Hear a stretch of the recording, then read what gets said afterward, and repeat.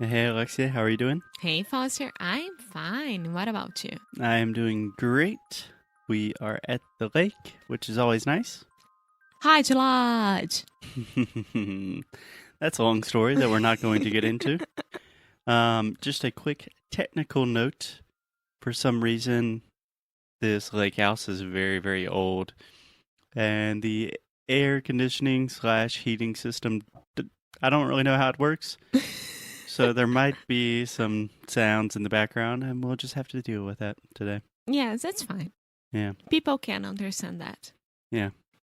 Okay, so continuing with our topic of business English, talking about business and work and English and all of that combined today, Alexia, I want to talk about something that is very, very important to me, what I like to call the gig economy.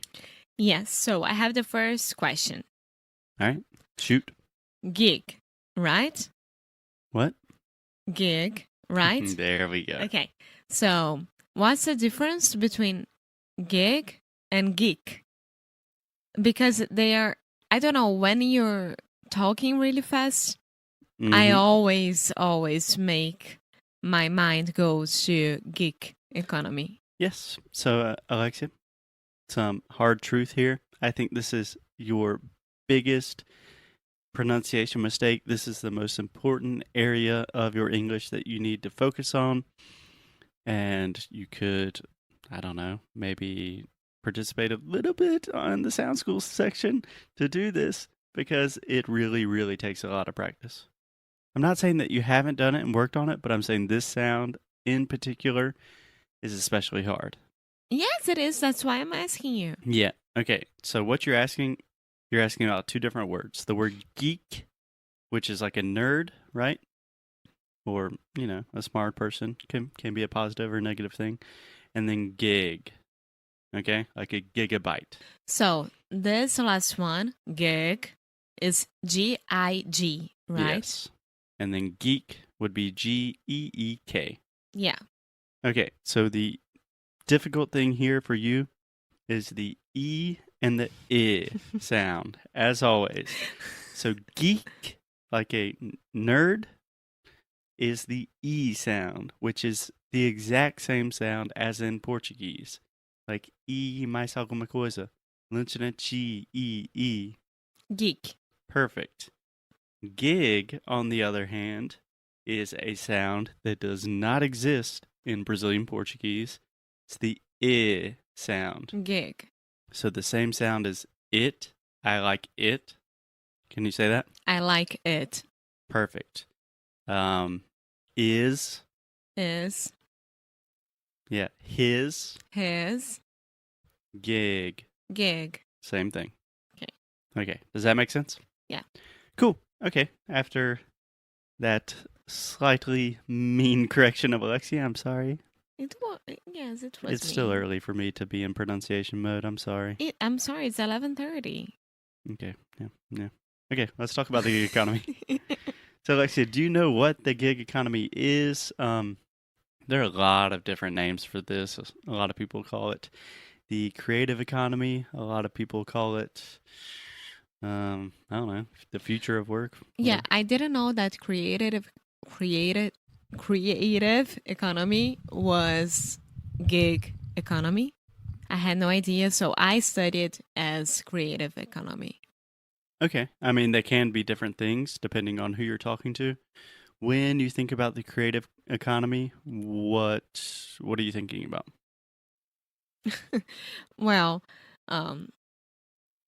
Like artist and that kind of thing? yeah, it's a whole new way of doing economy. So you are your own boss. That's for sure. Okay. Yeah. Yeah. So very connected to the idea of the gig economy. So essentially, the way I think about it is the gig economy, whatever this new type of economy we are talking about, is essentially a fancy new way to define like freelancers, people that are self employed, entrepreneurs, contractors, anybody that does not have a typical 9 to 5 job with a company and benefits and stuff like that. Yeah. And this is becoming more and more important because more and more people are now participating either partially or completely in this economy. Like side jobs. Yes. Yes. So I was reading a statistic, don't quote me on this, but I think 55% of Americans participate in the gig economy in some way. That means it could be a side job, like they have a professional job during the day, but they also drive Uber or something, or they rent out an Airbnb house or something like that. And I think 35% of Americans are completely in the gig economy. That means they do not have a boss. They don't work for a traditional company. That's amazing. Yeah. But could I say that contractors are from the gig economy? Because I learned last night with you that contractors are terceirizados, right? Yeah, more or less. Yeah, same concept. Yeah, I would say definitely. Yeah, if you have a contract, I don't know how it works in Brazil, but most contractors, you have a time limit and you don't have the same benefits as a full-time worker. Contractors in Brazil, like terceirizados, you are from a company, and another company hires this company to have your services. Right. So in that case, there could be a third-party company that is contracting employees to do something for another company. Maybe those contractors are still receiving normal benefits from the other company. Does that make sense? But let's say if you are an independent contractor, like for a long time, I worked as an independent English teacher. Like freelancer. Yeah, contractor, freelancer, not much of a difference in this case, at least. Okay, so explain to me. Explain what? What you want to talk about? Oh, well, I thought there was a question that I had not answered. Are we clear more or less on what we were talking about with the gig economy? Yeah.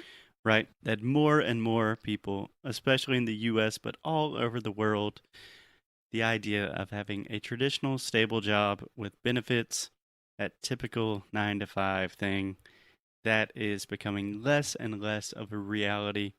And the new reality is starting to look a lot different, with a lot of different side projects, some freelancing, some independent contracting, etc. Perfect. So you are good on that? Yeah. Okay. So first, I just want to get your general opinions. Do you think it's a good thing? Do you think it's a bad thing? I think it's a good thing.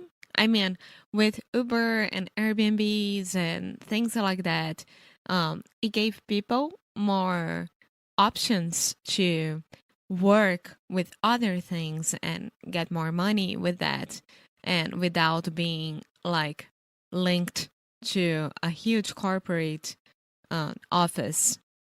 So yeah, I mean Uber has a valuation of about $40 billion, so I would say that's a huge corporate thing. Yeah, but you do what you want to do. Like, you work the hours that you want to, you work the days that you want to, and you get the money that you work from these days that you chose to work.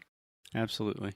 So I think we can do an entire episode talking about the pros, the positive things about the gig economy, and then an entire episode about the negative things, the drawbacks. But in general, I feel like you have the feeling that it's more positive than negative. It depends, because I'm looking at it as a single woman with no kids. Single woman. You understood. No, I didn't. I'm not married. That's for sure.